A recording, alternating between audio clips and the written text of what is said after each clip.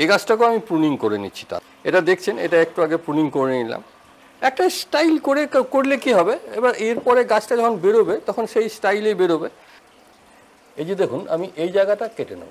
এখন আমি আবার পরে দরকার হলে আমি করব, কিন্তু প্রথমে একটা আমি বারবার বলেছি আই রেখে কাজ করতে হবে। আমি হয়তো আরও ছোট করব, কিন্তু এই সময় একবার আমি এটাকে এইভাবে একটু ঝাড়াই করে নেব। এখন সময়টা হচ্ছে আগস্ট মাস, আগস্টে একদম প্রথম দিক, আজ বোধহয় 3 তারিখ এরকম হল। মানে এই সবে জুলাই মাস পেরিয়েছে, মানে বর্ষা, ভরপুর বর্ষার কথাই বলতে পারেন এখন, কারণ আমাদের জুলাই, আগস্ট, সেপ্টেম্বর বৃষ্টি হওয়ার সময়, তারপরে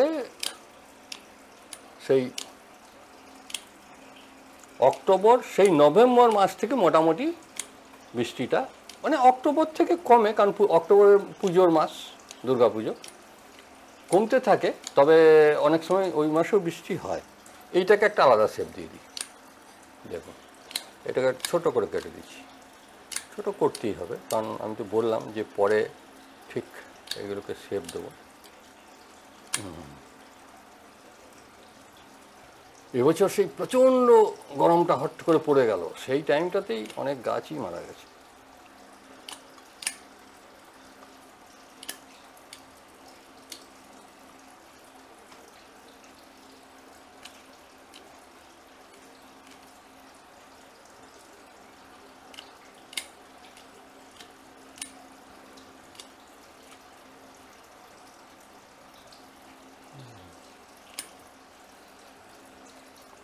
আচ্ছা, এটা আরেকবার চেক করে নিই।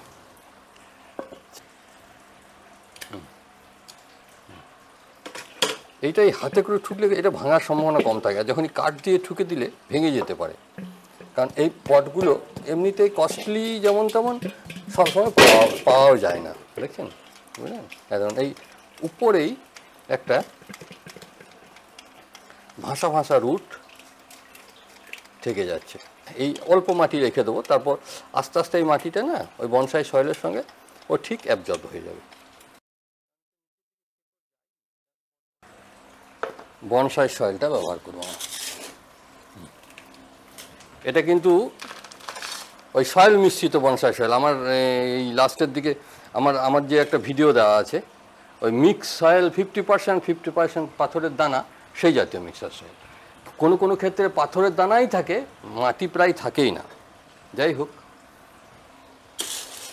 যারা এই বনসাই সয়েল সম্পর্কে জানতে চান তাদেরকে বলবো, ফেসবুকে হলে ফেসবুক পেজে আছে, ইউটিউবে হলে ইউটিউব চ্যানেলে আছে।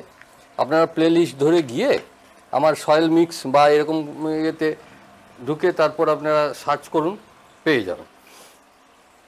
যেখানে আমার ওই একটা ভিডিও আছে যেটাতে প্রথমে মিক্স সয়েলটা করেছি, তারপরে ওই মিক্স সয়েলের পরেই আমি ওই মিক্স সয়েলটাকে সঙ্গে পাথরের দানা মিশ্রিত করে কীভাবে বনসাই সয়েল করবেন সেটাও দেখিয়ে দিয়েছি। যার ফলে ওই একটা ভিডিও দেখলে আপনার মিক্স সয়েল তৈরি, পটিং মিক্স, মানে পটে যেই গাছগুলো করবেন, প্লাস ওই আপনার বনসাই সয়েল মিক্স, দুটোই দেখা হয়ে যাবে।